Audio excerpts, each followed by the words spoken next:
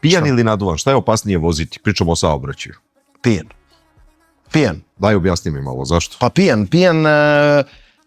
pijan, kad si pijan, Dobro. onda voziš belom trakom i skidaš ljudima retrovizor sa 200 na sat, razumiješ? Dobro. Jer ti je onda sve sporo. A kad si naduvan, Dobro. onda voziš drugom fazon od Mladenovca do Beograda i ideš 300 u glavi. Što od Mladenovca si išao na pečenje ili... Pa posno kao. Ali onda ti je sve prebrzo. I onda nekako se tripoš da ubaciš u treću, razumeš?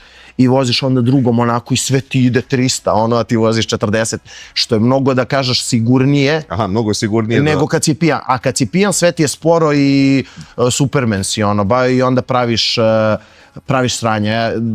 Ja sam sranje samo tako pijan napravio. I ne vozim pijan i ne treba ljudi da voze pijani i to je to. Znači čak guca alkohola kad popiješ ne treba da sedaš